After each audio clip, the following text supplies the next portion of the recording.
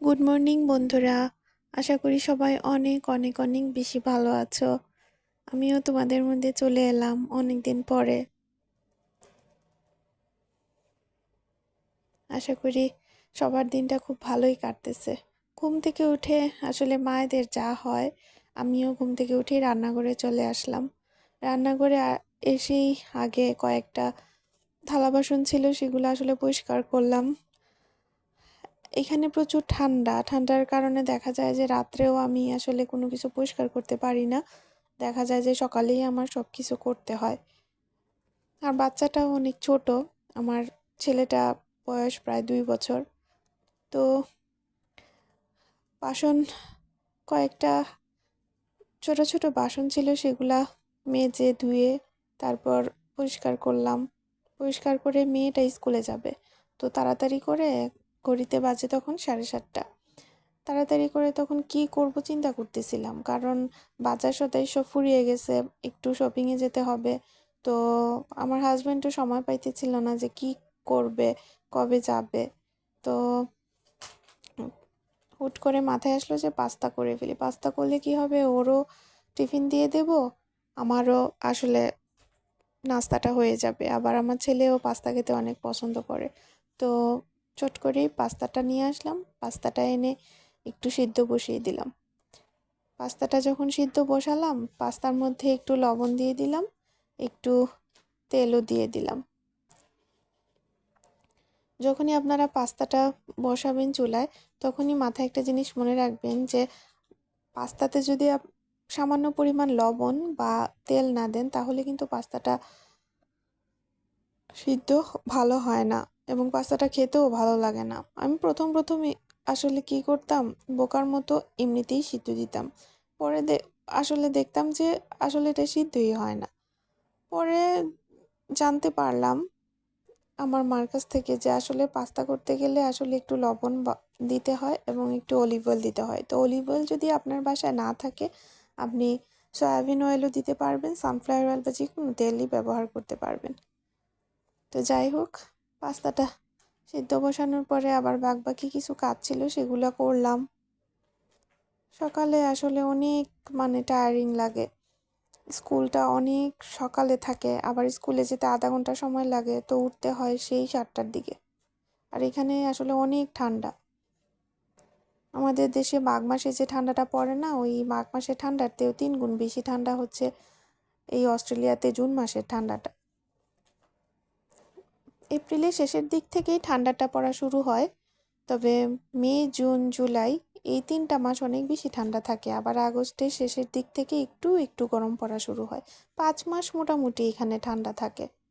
তো আমাদের দেশে হচ্ছে মাত্র 2 মাস ঠান্ডা, তাও খুব বেশি না। আর এখানে আমাদের 5 মাস ঠান্ডার ভোগ করতে হয়।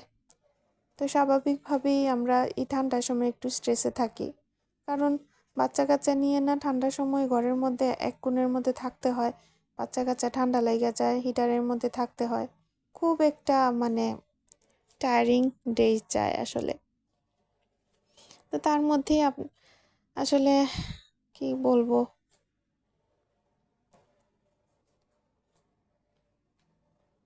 পাস্তাটা বসাইলাম চুলায়।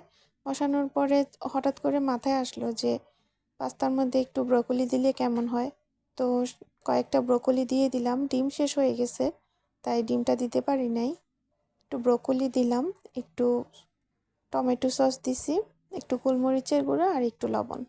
এই তো, খুব মানে সাধারণভাবেই করছি। আমার মেয়ে আবার ওইটা খেতে অনেক পছন্দ করে, তো টিফিনে দিয়ে দিলাম, ওরে একটু দিলাম বাটিতে।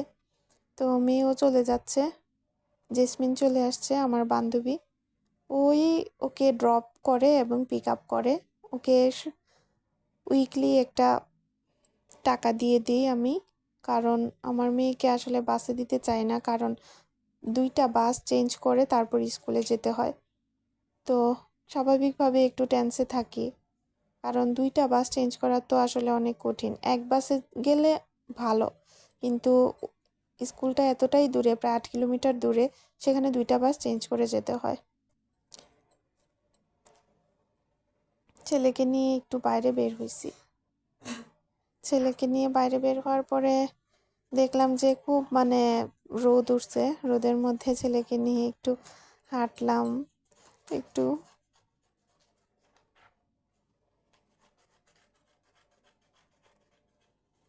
তো আসলে যদি আপনাদের যদি একটু ভালো লাগে আমার চ্যানেলটা, অবশ্যই সাবস্ক্রাইব করবেন, কারণ আপনাদের একটি সাবস্ক্রাইবে আমার জন্য অনেক বেশি কিছু।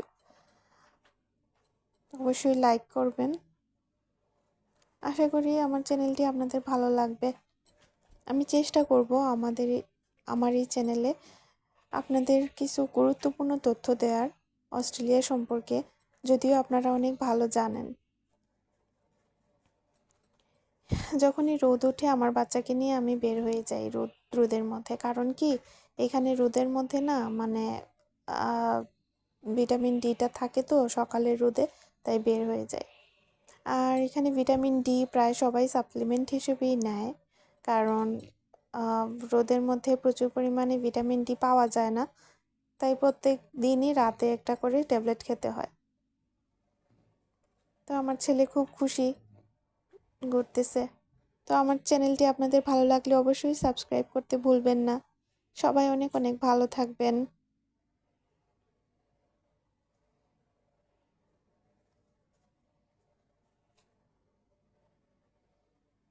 সবার দিন অনেক ভালো যাক, এটাই আমি সৃষ্টিকর্তার কাছে প্রার্থনা করি।